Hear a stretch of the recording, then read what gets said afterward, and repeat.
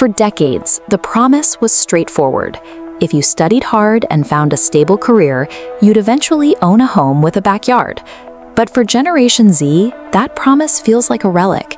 Young workers today often bring home more total dollars than their parents did at the same age, yet they face a market where those dollars no longer cover the cost of a starter home.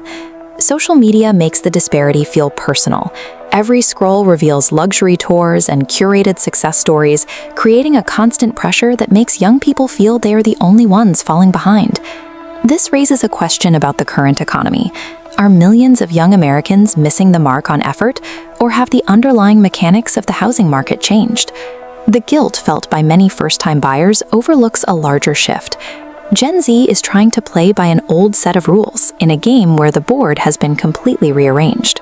In 1980, this chart shows the average home price was 3 times the average salary. Over time, that relationship broke.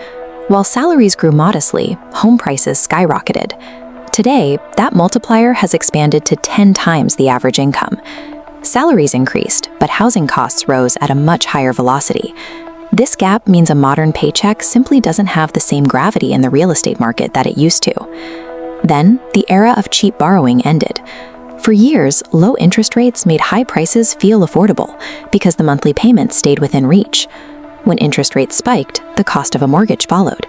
This shift added hundreds or even thousands of dollars to monthly payments for the exact same house. Affordability for young buyers vanished almost instantly.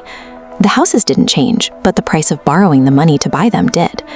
Beyond the macroeconomy, the individual starting line has moved.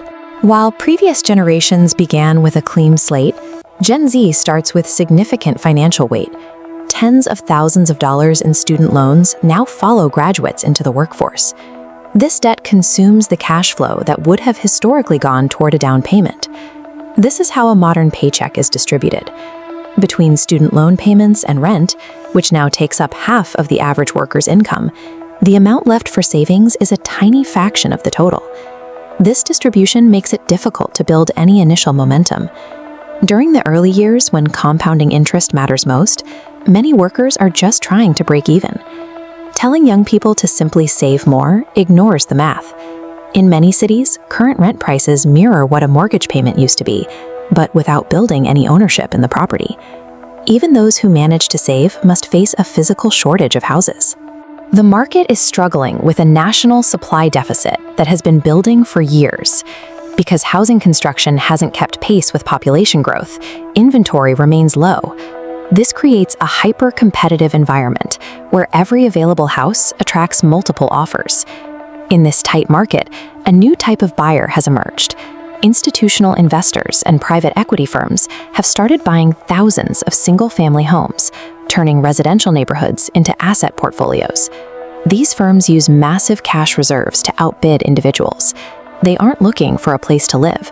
They are looking for a reliable yield, often paying well above asking price to secure the investment.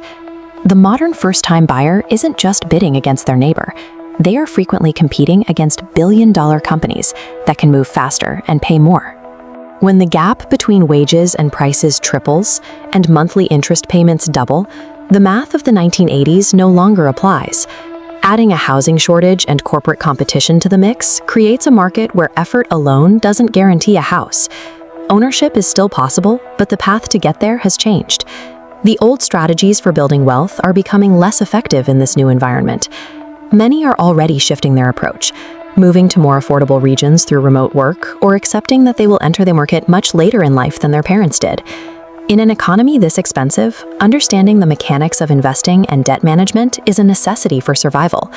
The path forward belongs to those who look past outdated expectations and learn to navigate the specific financial constraints of the present. Progress now depends on how quickly you can master these new rules.